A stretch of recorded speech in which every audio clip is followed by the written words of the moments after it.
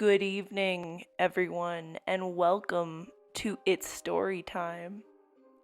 Tonight we have three true, terrifying let's not meet stories that will have you questioning everyone around you. Without further ado, sit back, relax, and enjoy the stories. Our first story tonight comes from Reddit user ManicMaster623, and it is titled, He Will Be Out Soon. A few years ago, I was working at a pizza chain in my hometown as a driver. I was 27, but I made darn good money delivering. I had worked at a few other places, both local and chain in the years before, and still worked as a dasher on occasion even after this happened.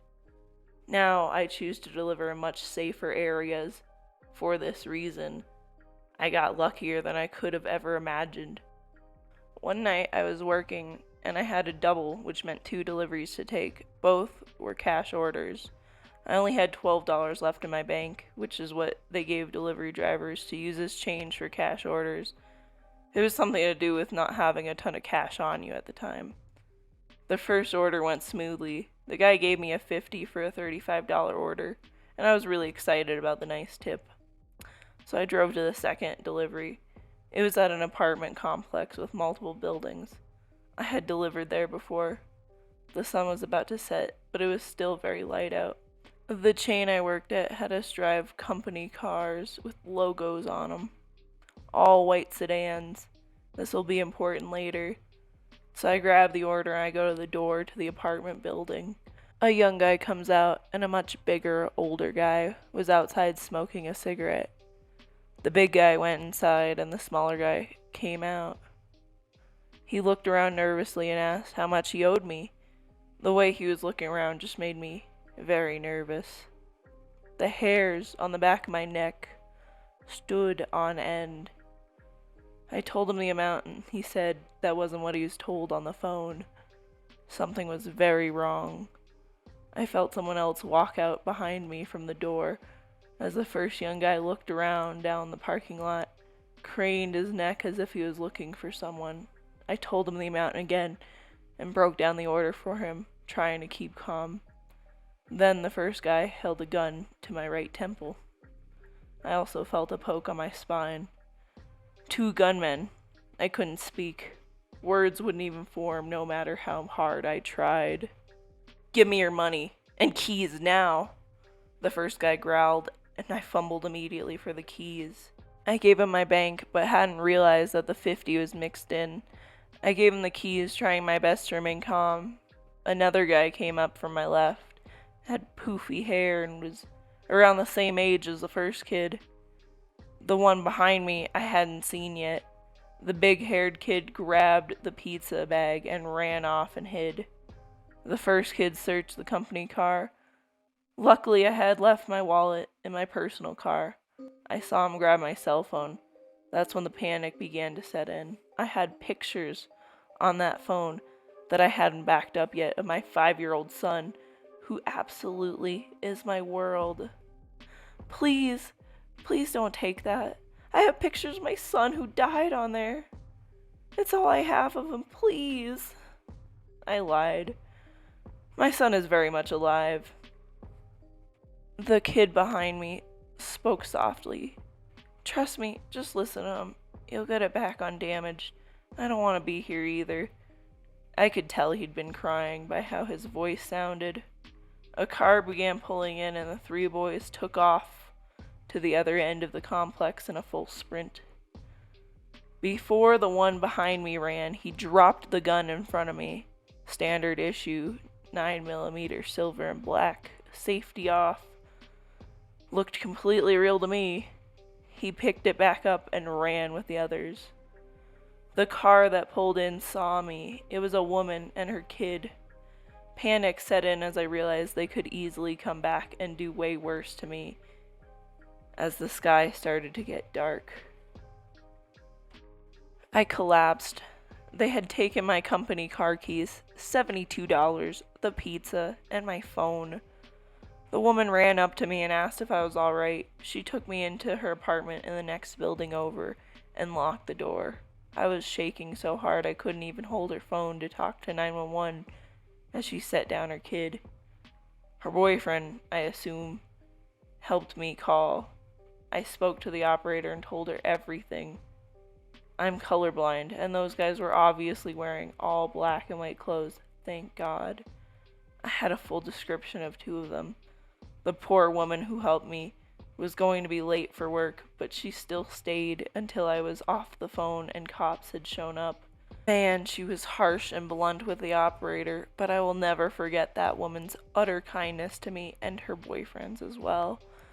Cops showed up and contacted my store, and my manager brought out the spare keys for me to drive the car back to the store. After dealing with the cops, I drove back and was greeted by crying and beyond worried coworkers. All of them were terrified that I was hurt, and it meant a lot to me how much they cared, but I told them I was fine.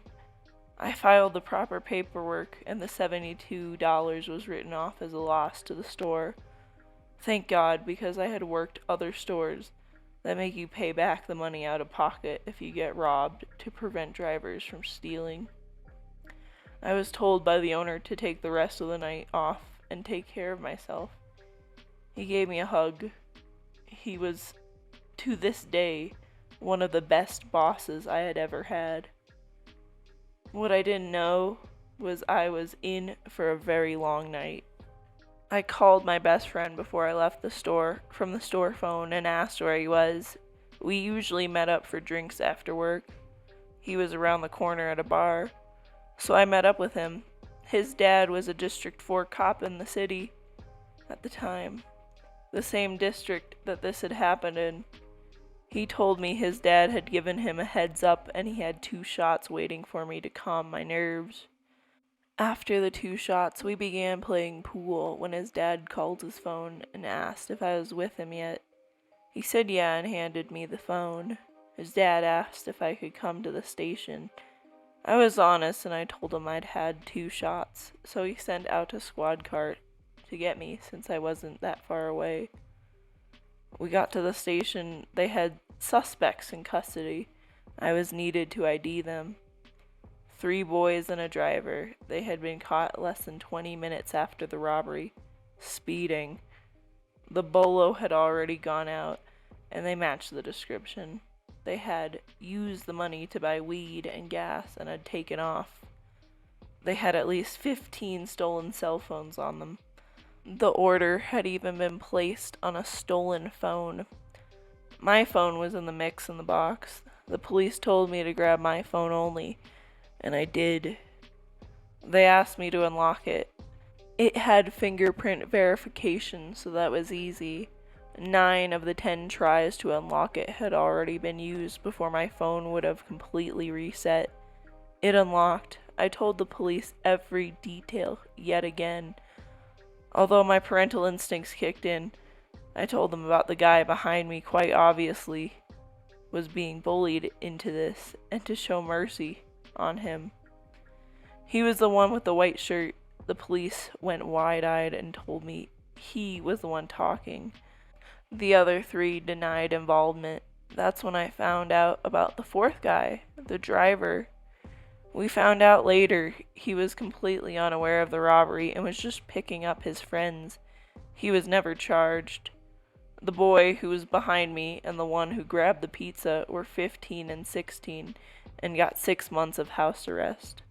The only reason the one behind me got off easy despite having the gun in my back was because I asked them to go easy on him and that he was a good kid who didn't want to be there. And he was the only one confessing. It makes sense since he had even said the other guy wouldn't have the phone for long. He was planning on going to the cops had they not been caught. But the other guy, the first kid, who put the gun to my temple, it was his 18th birthday. He got the book thrown at him. In the courtroom, he made fun of me and was laughing at me. Seeing him made me panic. The judge scolded him for his behavior, and he just grinned and glared at me with a Joker-like grin. All I could see was pure evil. That kid will commit more crimes. I have no doubt he will eventually end someone's life. You can see how cold he is just by looking in his eyes. He's evil incarnate. I grew up in a town full of murderers and abusers. I had never seen that kind of evil in my life, and I never want to see it again. I asked to have my name stricken from the records and asked to remain anonymous in case he ever got out. I'm so glad I did, because today I got a letter from the state. He's being released in February. The court only had my old address, which was my parents' house, and my mom didn't think the letter was important. I missed the deadline to protest his release for probation. The plea deal was 8 years. It's only been 4. He's getting out early due to overcrowding, not good behavior. Overcrowding. This coming February, and I'm ready if he finds me. My wife, my parents, everyone I know knows his face and name. If he tries anything, we are all ready. But for his sake, let's not meet. And to the woman and her family who helped me, I was a woman then. I am trans. If you see this, please know my undying gratitude for you all. It was inconvenient for you, and yet you still were late to work to help me, and I cannot thank you enough. I bought Christmas presents for your daughter, but when I went to the landlord there to find you, you had already moved. I didn't want to be a creep and stalk you to your new place, but I'm glad you got out of that bad neighborhood, and I hope your beautiful baby girl is doing well too. I would gladly meet you again to give you the proper thanks you deserve. From the Domino's driver in Southwest Ohio. And remember to trust your gut. Always trust your gut. It's usually right. If the situation feels bad, get out of there.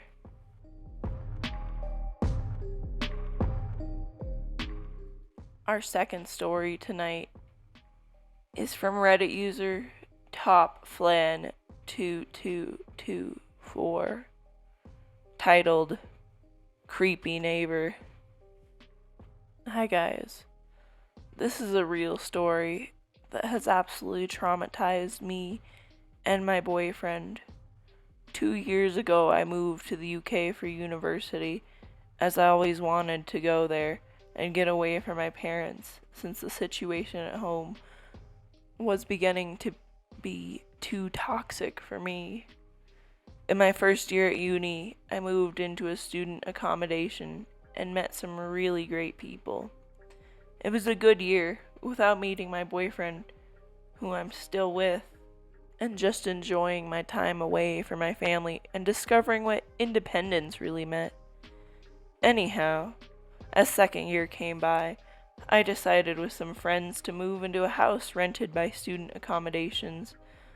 But at least we had our own house and weren't restricted as much with noise and parties as living in a small shared flat like in first year.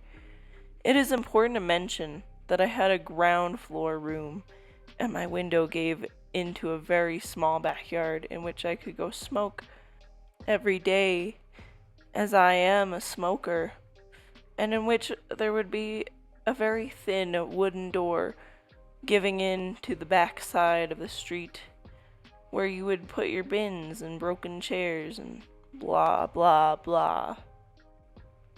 The door could only be closed and locked from inside the backyard, but since it was an old door, we had to attach some strings to keep it closed for good. I had neighbors on each side of the house, so we were surrounded by families and some other student accommodations. The neighbors on the right of us were 5 boys who looked way over the age of being in university. They were strange, to say the least. I met one of them outside our house one day because of a police intervention due to one of his flatmates attacking him and the others with a kitchen knife. and burning their kitchen down. I heard some screams, and so I went outside with my flatmates and saw one of them being covered in blood and cuts everywhere on his arms and a wound on his head inflicted by a knife. My flatmates and I didn't know what to do, so we offered him our help to clean himself and gave him an old t-shirt to change out of his bloody clothes. When we saw the guy who hurt these flatmates being escorted out by the police and into a van and driven off to be arrested, I don't know anything else about that story since the police didn't really tell us anything else. Anyway, the guy who we helped was quite weird. He said a lot of BS and kept trying to grab me and flirt with me. And we noticed when helping him, he smoked quite a lot of marijuana, but just didn't really care in the moment, as we just wanted to make sure he was okay since we didn't know him.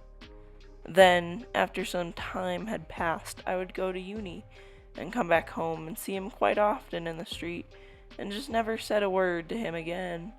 But one day he came up to me in the street while I went to the corner shop and started to talk to me weirdly, and I didn't feel comfortable at all with that for some reason. So I just didn't respond to him. He then just said, "Oh, that's okay. I'll just wait in front of your house then, and we can talk further." No need to say I was creeped out, and just thought he was joking.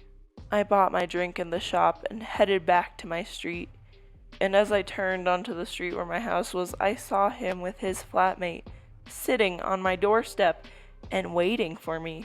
So I panicked and went back next to the corner shop and called my only guy flatmate to ask him to open the door and tell the guys to go away, but obviously he wasn't home and no one else was either, so I literally just waited out until they left an hour later and then sprinted back home and locked the front door.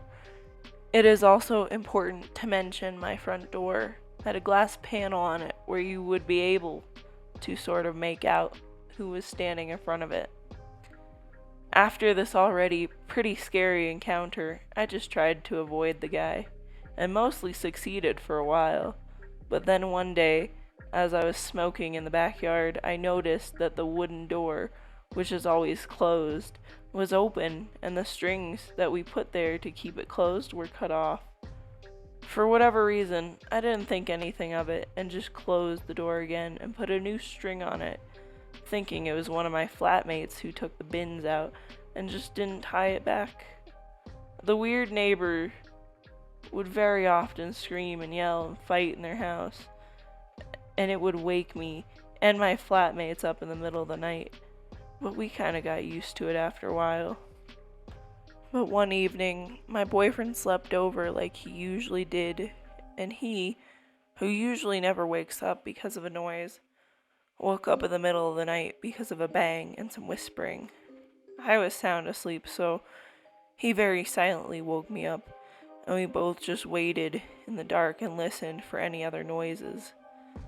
Suddenly, we heard the wooden door just bang, just shot open, and some footsteps next to my window. I always had my window open because it would get really warm inside. So we both just froze, and then we heard the door leading to the backyard get shaken softly, as if they were trying to get inside, and then they stopped. Luckily, we had the curtains closed, so they couldn't see us, but we were ready to get dressed and get the F out of that room and lock them in if they came in from the window. Then we just heard my window move and get more open, and one of the guys said something in a different language that we didn't understand, and we started to hear them trying to get in. My boyfriend and I just shot up out of the bed, took my phone, and put clothes on and ran out of the room and out of the house. So I then called my flatmates and told them to lock themselves in their rooms, and then the police, who luckily came in less than 5 minutes as the headquarters was only a couple of streets down from us. I didn't remember anything after the police came. I think me and my boyfriend were in shock. They ended up catching one guy. The other fled and was later found a few streets up smoking weed. The police told us they went inside of their house and found a lot of meth and heroin, and that they were just carrying a massive kitchen knife with them. I was so confused, as I've never done anything to offend or do anything wrong to my neighbors. So the idea of them breaking in with God knows what intentions with a kitchen knife terrorized me and my boyfriend. The two guys ended up being arrested, and one of them was put in prison for 2 years for carrying a weapon with intention to harm. I never heard anything else from the police. I moved back home a few months later, and I was so scared, and it tormented me for months on end, not knowing what would have happened if my boyfriend didn't wake me up. I'm now still coping with it and finding it really tough to get over it, of always asking myself, what if, and what would have happened if. Now, I wake up very often because of the slightest noise, and I get horrible nightmares because of it. But hey, at least I'm still with my boyfriend, and we talk about it often. That helps a lot.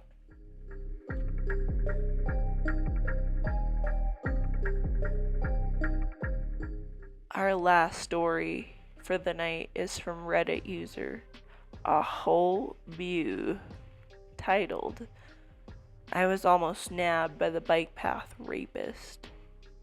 I am a 40-year-old female. I went to the University of Buffalo fresh out of high school in the early 2000s. At that time, the online world was a bit like the Wild West, which included having to do quite a bit more digging to find specific information than today's split-second Google search.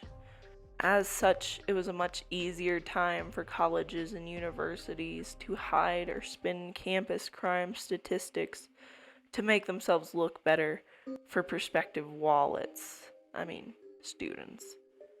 Case in point, I was at orientation a month or two before my freshman year, and one of the mass presentations I had to attend was about campus safety. Bright-faced upperclassmen orientation aides enthusiastically, verbally filleted the school, boasting about how North Campus was at the time, the safest town in the country, which was Amherst, New York, and that the only murder in recent history had occurred 9 years ago to an unfortunate student named Linda Yalem, who was murdered on the campus's bike path during a lone early morning run. It was a fate that we were assured could be avoided by simply not hitting the bike path alone. What they conveniently didn't reveal was that A, the killer hadn't been caught, and B, Yalem wasn't his only victim. He was a serial rapist and eventually a serial killer who had already been active in the area for at least 25 years in downtown Buffalo and on the secluded bike paths of the Buffalo suburbs. In retrospect, had this information been as readily accessible as it is now, it probably would have kept me from the most bone-chilling encounter of my life. Fast forward 3 years, I was a very depressed 20-year-old who was struggling with her sexual identity and her parents' reaction to it in a much less accepting time than now.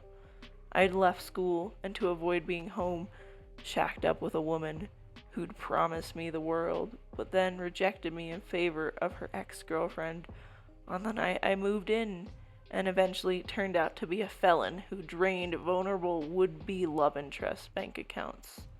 Though, that's a very convoluted story for another time.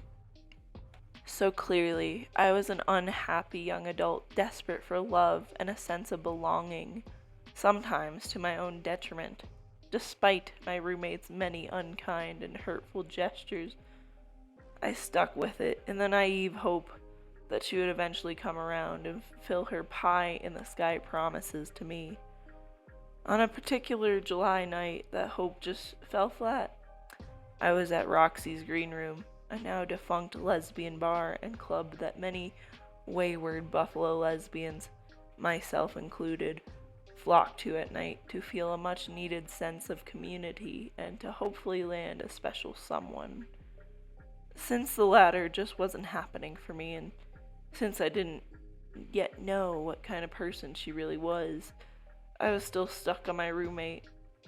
She liked to dangle emotional carrots overhead out of some sick joy that she got from making me hurt, but also hanging on to hope. And after a promise to hit Roxy's alone with me and talk about us, she showed up with her ex turned current and shut me out. I was wounded and upset enough to leave around 1 a.m., well before the 4 a.m. last call that I was still young and spry enough to stomach, and without a ride home like my usually wiser self would have secured. While my apartment on Delaware was walking distance from Roxy's, it was a good half-hour walk. Being as emotionally charged as I was, though, I angrily hoofed it down the main street sidewalk, still managing to follow the pedestrian rule of walking against traffic despite stupidly ignoring a rule I knew well from years of watching forensic shows. If you're a woman, never leave a bar at night alone, especially if you're walking. I got exactly halfway home when a dark green sedan started driving towards me. I thought nothing of it until the car slowed down near me as I walked. A lone, middle-aged man was in the car with a skin tone that I originally associated with the guy being Italian, but in retrospect he could have easily been Puerto Rican. He had dark hair and, most importantly, almost impossibly dark eyes that seemed to hold no light of good intentions. Now, I was used to guys being pigs. I'd been catcalled by downtown construction workers when an ex-girlfriend and I shared a kiss, and I had endured all matter of unholy, unwanted, graphic, and ham-fisted advances from dudes at school. And although I'd never take the stance that I was asking for it, I was young and thin, so I was dressed in a tight red crop top with flare-legged black spandex pants. The getup was meant to turn women's heads, so I wasn't exactly surprised that I caught the attention of the wrong sex. I paid it little never mind, past mild infuriation that a guy old enough to be my dad would look at me like that as the guy drove off and turned at the next intersection behind me. My walk resumed. I put the guy out of my mind and continued my trek, but the peace didn't last. About 2 or 3 minutes later, I saw a familiar green car coming up on me again. This time the guy's window was down a bit and he shouted, "Hey," in a beckoning manner, and gestured in a way that made me wonder if he thought I was a lady of the night. Now that incensed me, despite my recent struggles with my identity and resulting entropy in my life. I was always a good kid. I flashed him a quick, annoyed look to inform him that, despite the mildly revealing clothing, he was barking up the wrong tree for several reasons, and then I ignored him, focusing forward. He sped off again, and again, turned around. At that point, it was clear that the dude was casing me like a cat burglar cases a house. It was before the time of Uber or even widespread use of cell phones, and with no cabs passing by, I had little hope of getting one. Public transit existed, but it was both sparse and not running nearby. The stretches of Main between intersections were long, and I'd probably be spotted on them anyway, since the guy was circling me. Being 15 minutes away from both Roxy's and my home, there was also no way I could get back anywhere near either place before the green car came back around again. I quickly thumbed through my mental Rolodex of true crime show-inspired safety tips that should have kept me out of this situation in the first place. Tip number 1, get to an open business. Inform the clerk. Have him or her call the police and stay put. Then the guy would either give up or get caught. I was coming up on the convenience store on the opposite side of the street where I'd bought a pack of cigarettes earlier in the night. But as I got closer, the desolate blackness through the windows told me that it was closed. I looked around for something else. Another bar, a gas station, anything. But the street was flanked by shuttered brick buildings and a locked-up church. Then came the headlights, and green again. Again the guy slowed down, and he approached me, but his demeanor had shifted again. He put his palm out impatiently, as if he couldn't understand my lack of complicity. "Come on!" the guy yelled through his now open window, his face an equal picture of aggression, intimidation, and frustration. I kept out of arm's reach on the sidewalk and once again ignored him, but this time I was properly shaken. He angrily punched the gas and was off on his familiar circuit back around to me. Now I knew I was in trouble. The guy's behavior was escalating, and I was genuinely scared that his next move would be to grab me off the sidewalk and pull me into his car. From there, God knows what sort of depravity I was in for. I scrambled through my memory for another safety tip, and I remembered that making myself both impossible to ignore and obviously in distress could get me some much-needed attention from an outside party. I ran into the middle of Main Street and started frantically waving my hands and shouting at every car that was coming my way. The first car drove by. The second car drove by. The terror in me was palpable. I knew the stories of city dwellers like Kitty Genovese who were left to the horrible fates at the hands of monsters by jaded throngs of people who heard the attacks perpetrated on them and their cries for help, but did nothing out of both an assumption that someone else would step up and a reluctance to get involved. Would I be the next victim of the bystander effect, snatched away to an early end because of big city indifference? As I was beginning to lose hope, but still determined to keep trying while thinking of my next bold move, a van pulled over that had 4 black guys in it.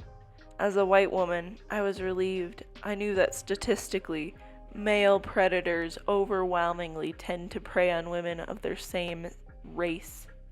In a game of numbers, this van full of guys was exponentially safer than that single stalker in the green car. I opted to take the gamble. I frantically told them about the man in the green car who kept circling around the block and following me, and begged for a ride home. The driver asked if I had any money in exchange for the favor. I didn't. Then he asked if I had any cigarettes. I may be one of the only people you'll ever meet who actually had their life saved by smokes. Though I had never been a smoker before, I briefly picked up the filthy habit because New York State bars still allowed smoking, and it was a weird part of Buffalo lesbian bar culture that I emulated to fit in. Yet another way that I was, as many are, kind of an idiot in my early 20s. "Yes," I answered urgently. "I just bought a pack and you can have the whole thing if you get me home." Admittedly, I was initially a little miffed that the driver wanted something from me in exchange for not letting me get abducted off the side of the street, as well as the implication that he may not have helped me if I had nothing. Still, I had the Marlboros, and I had a vehicle, and the stars had, hopefully, aligned. Regardless of how it went down, I had help if he let me in, and the details didn't matter.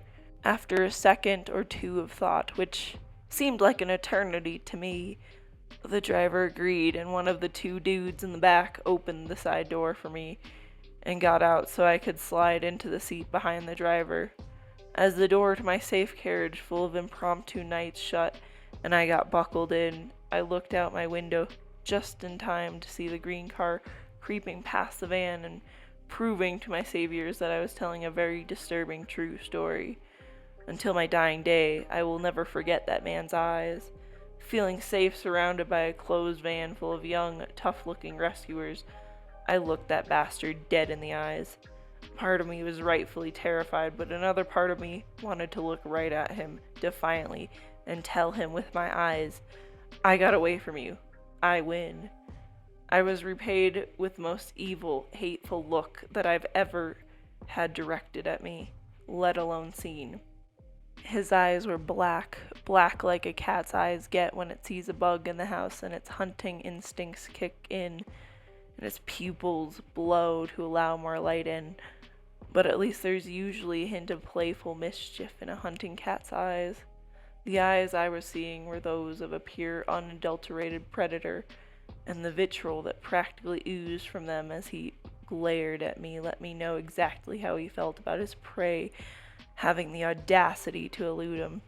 He drove off into the night, and so did we, in a bit less direct route to make sure that we lost him.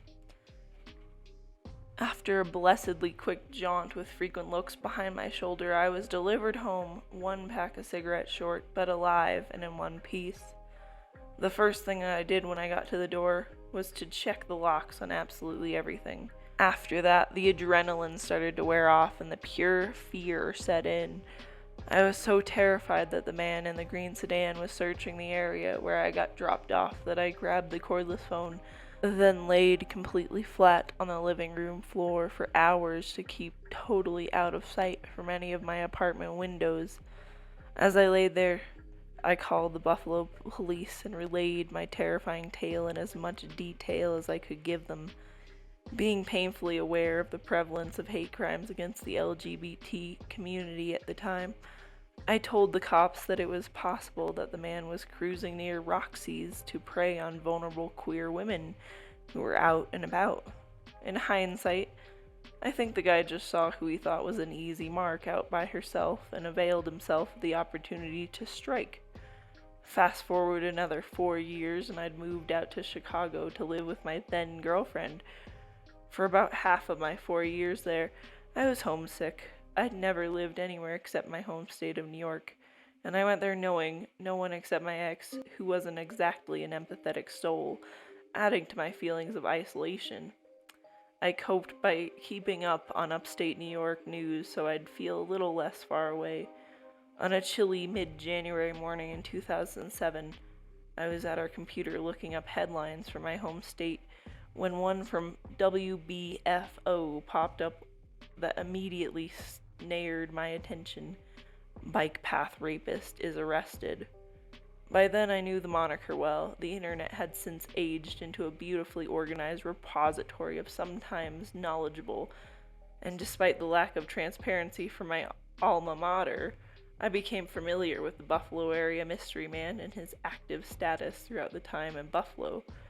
Now I had a name for the specter responsible for that bit of eeriness that was always in the back of my mind when I was a student.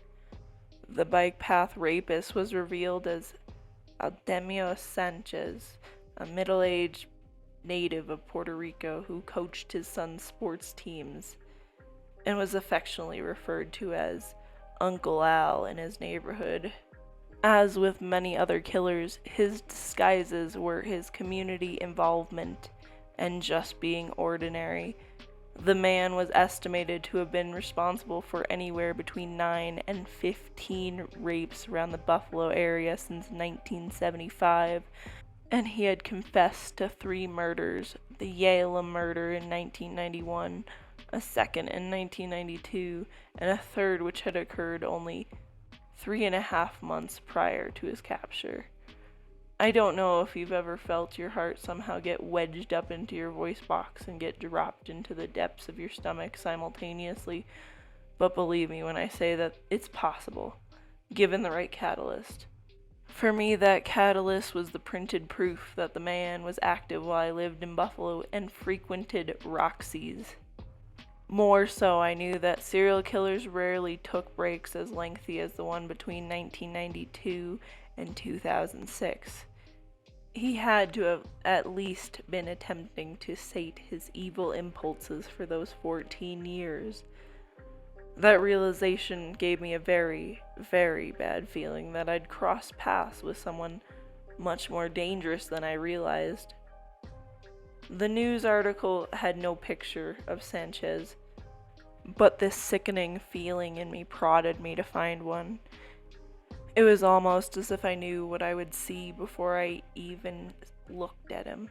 I Yahoo searched his name because that was still a respectful means of finding things on the internet in 2007, and I was horrified, though not surprised, to see those same black, soulless, predatory eyes that I looked into 4 times on that summer night in Buffalo in 2003. The timeline fit. My profile as a victim fit. if he did, in fact, mistake me for a downtown prostitute, and barring all else, I knew those eyes. I had a potentially deadly close encounter with Altenmo Sanchez, the bike path rapist, aka the bike path killer. My lack of sense put me in his orbit, and a van of angels pulled me out of it.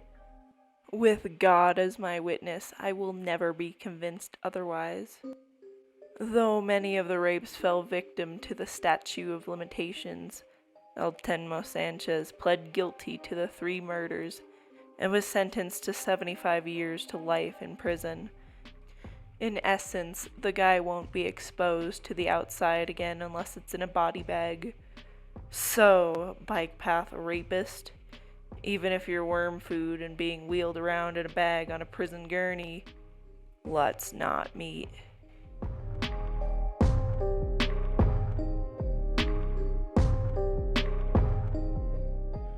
I hope you enjoyed tonight's tales. Be sure to like the video if you did enjoy. And please consider subscribing and clicking the bell icon to be alerted when I release new videos. If you have a story you'd like read in a future video, please submit it to r/itsstorytime or email it to me directly at itsofficiallystorytime@gmail.com. Links will be in the description below. As always, stay safe out there, my friends. You never know when a stranger might see you as their next victim.